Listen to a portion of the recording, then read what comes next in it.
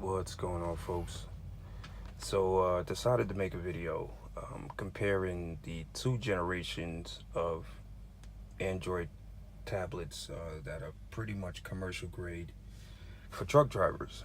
I didn't see anyone make a video on YouTube about it, so I figured I would do it. And then most people that did review of the McNally OverDryve Pro did a terrible job. So I'm going to try to clear up some things and make this as an easy purchase for whoever's looking for truck GPS as far as these two tablets are concerned.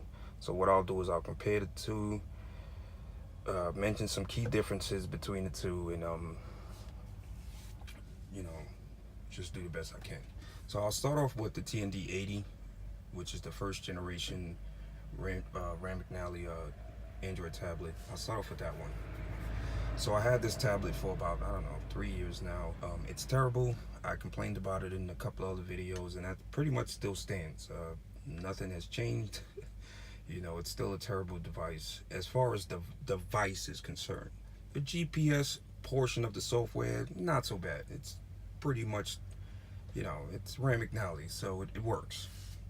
All right, so pretty much this thing, the build quality is terrible. The speaker on it is terrible. The screen quality is terrible. As you can notice, you see there's a bluish tint to it because it looks fluorescent, like whatever cheap Chinese panel they decided to use. Yeah, that's what you get. It's cheap Chinese plastic. The processor is slow. It's just garbage. But the GPS works. So this one has 1 gig of RAM, and it has a quad-core processor clocked at 1 gigahertz. It's probably a MediaTek or something like that, and the graphic GPU is probably like a Mali or something like that, and it's trash. It's slow, doesn't do anything right. Don't even, if you do decide to buy this one, don't even use it as an Android tablet. I mean, the truck GPS portion of it works, but these things cost like $600. This one was $630 when it came out. This one is $630, and I mean, you figured you would get better build quality.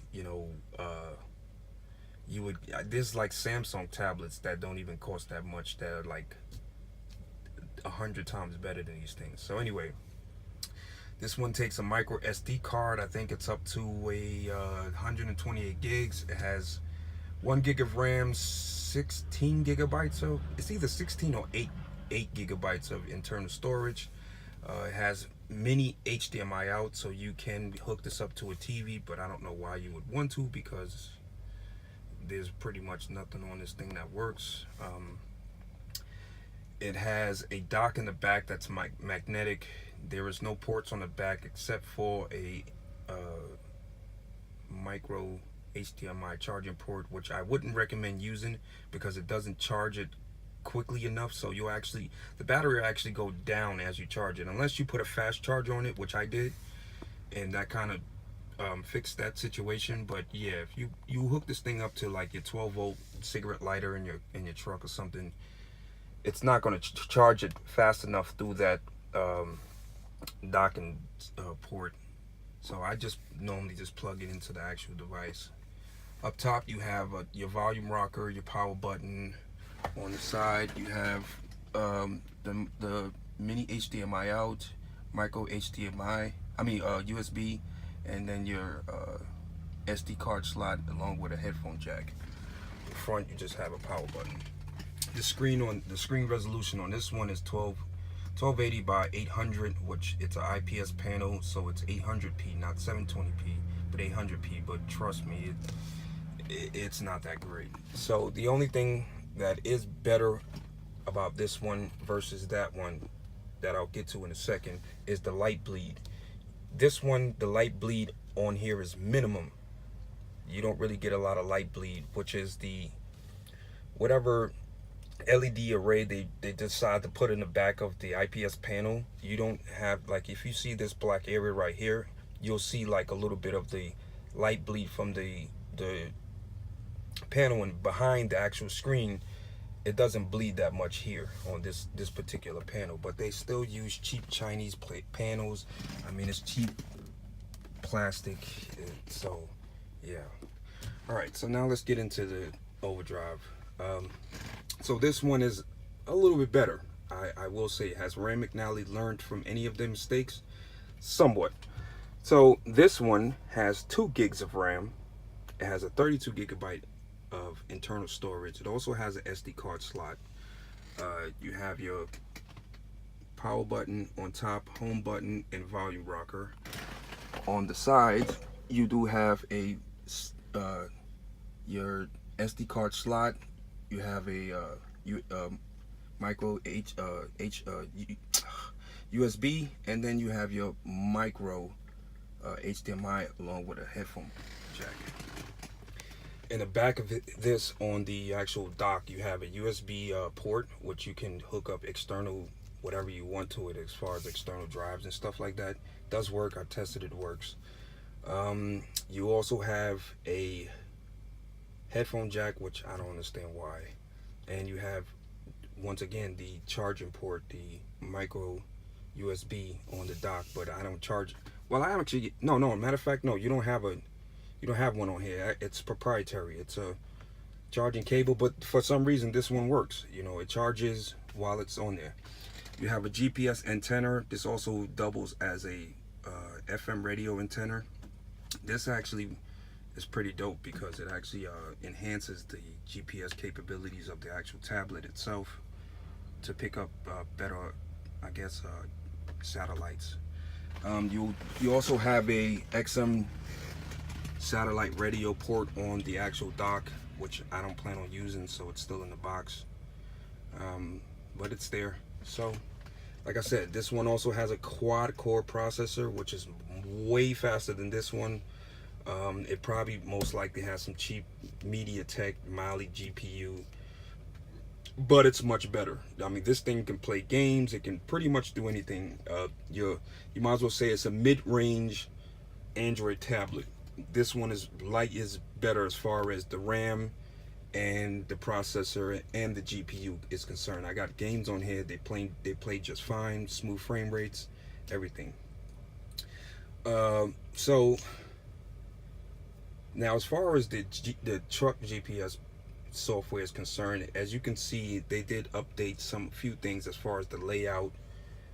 You know, this is more of the traditional layout, but you can go back. If you're so used to this traditional layout, you can go back to that layout if you like.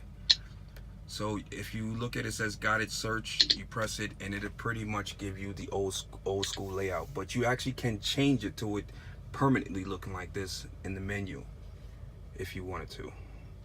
But I kind of like the new layout. They both have lifetime map updates. They both have live traffic. What else? They both have let me see, what am I missing? I mean, that's pretty much it. I mean, you can see the layout. It's not that much of a difference. So now here's some things that might be a deal breaker for some. Alright, so if we go into the menu here, which this one I have rooted and everything else, this might be the deal breaker, and I don't understand why Rand McNally chose to go down this route, which is utterly retarded to me. If you look right there, you have the Google Play Store. On this one, they decided not to go with the Google Play Store. Why? I don't know. They want you to go to their website and download a third-party store, which yeah, those third-party stores are not that good. So that might be a deal breaker to some. So the only way you can really get apps on this one is if you sideload them. So I mean, I tried to sideload apps on this one. Some of them work and some of them don't. The reason why some of them don't work is because some of them, as far as Google is concerned, you have to have Google Play services, and you can't. Google Play services is not supported by this device, so you can't have Gmail, even though you can do your emails as an exchange. Whoa, what was that? You can do your email as an exchange, but whatever. So you can't do YouTube, even though you can download like third-party apps that do support YouTube. There's anything that's Google concerned, you can't do it on this one because you can't install Google Play services. So you don't have no Google Play store, you don't have no YouTube, you don't have Gmail. Google Maps work, but you won't be able to sign in.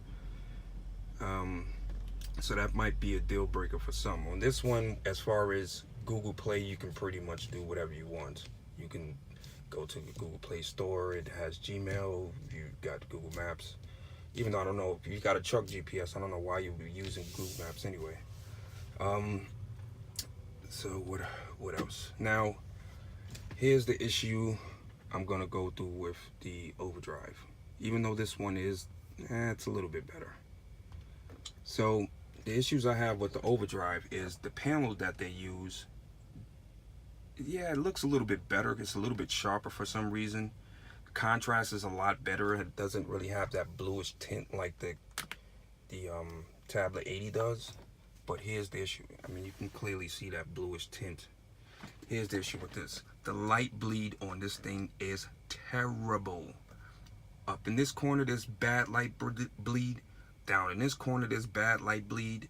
Right in this corner, that's bad light bleed. And guess what? They're all like that. I took this thing back 3 times, and they all have terrible light bleed. So whatever cheap Chinese panels that they're using, you know, they just throw these things together, and that's that. Now, the build quality on this is a little bit better than the TND 80. It does have this chrome ring around the bezel, which is, I mean, I guess it's not that bad. It does have a front-facing camera, which is, it's not even a megapixel. It's like 0.3 megapixels. It does have a 2 megapixel camera in the back. This one has I think it has a 2 megapixel camera in the back. It does, but I'm not sure if it's either a megapixel or a 2 megapixels. Don't use them as dash cams because the quality's terrible. Don't even waste your time. But this one does have a front-facing camera. This one does not. I don't know why it would have a front-facing camera because, once again, it's not something that you should be using anyway. Yeah, but the light bleed on this one is terrible. Like, I mean, I don't understand. These, like I said, these things cost $600 and they're not put together very well. But like I said, the build quality on this one is a little bit better as far as the actual unit. There's like a soft rubber texturized pattern in the back, which is kind of neat. So I give them a thumbs up for that. The quality is just a tad bit better. So this one is cheaper now. I think this one goes for like $400 and something versus this one being $600 and something, $630 pretty much. So I mean, if you're on the market and you know, I would say this one would be a better experience because it's a lot quicker. You can use it as a tablet. You can use it for Android tablet. You can also, they both support Mirrorcast. So you can actually stream this screen to like pretty much my TV in the back. You can stream it wirelessly, but I don't, like I said, this one I wouldn't because it's just not good as far as an Android tablet is concerned. But this one I would. So they both support Mirrorcast. Sorry for being all over the place. It's just I'm doing this as I'm going along. So in conclusion, I would say yes, the OverDryve is a little bit better. But this one is cheaper now. So if you keep your expectations low and you get this and you just use it as a truck GPS and not really anything else because it has the large screen and it is, you know, it's an 800p screen, so I guess, you know, it's not that bad. And you don't want to deal with the headaches of, you know, the light bleed on this one and, you know, any other little issues that I might run into down the road. I would say go ahead and get this one just because it's at a cheaper price point now, you know, and I mean, like I said, the GPS works. So, but if you want the best, you know, Android tablet truck GPS, I would definitely have to say the OverDryve Pro. But guess what? I'm actually going to return this. I'm actually going to return it and get my money back. Now that I experienced it, to me, I don't think it's that much of an upgrade to warrant me spending another $630 when this one works. You know, it works with no problem. So I'm actually going to return this. Oh, and I also bought the Ram McNally dash cam, the dash cam 300. That thing right there, do not waste your money on. The software in it is buggy as hell. It randomly shuts off, it randomly freezes. You have to constantly, there's a flap right there. If you pull that flap back, there's a little hole in there to reset it. I don't know if it's because of the memory card in it is only a class 1, so it might be slow. That's what it comes with. The only good thing about this dash cam is it does record in a kind of like a 2K. It's higher than 1080p. It's like a 2K at I think it's 30 frames. I'm not sure. It might be 60 frames, but I don't think it's 60 frames because you would need a really fast memory card for that. But anyway, the software in the thing is buggy. It crashes. It randomly freezes. It doesn't do what it's supposed to do. It doesn't record. Don't waste your money on a Ram McNally dash cam. It's terrible. I'm actually going to be returning both of these and getting my money back, and you know, I'll just keep using this one and put my other dash cam back on up there because it worked. So yeah. So anyway, I just wanted to, I hope I kind of answered some of you guys' questions. I hope I did. And I'll go through the comments and kind of read up and see if there's anything I missed out that you want to know. But I would say, yeah, the OverDryve is definitely better. It's a better GPS than the TND 80. So if you was going, it's better, but like I said, if you keep your expectations low, this is the cheaper model and it works. If you're not going to use it as an Android tablet, hey, it works. So, you know, the OverDryve is just like the bling. It's like a little bit, it is updated. It does have a faster processor, more RAM, more storage, and you can use it as an Android tablet, which is, it's supposed to be intended to be used as.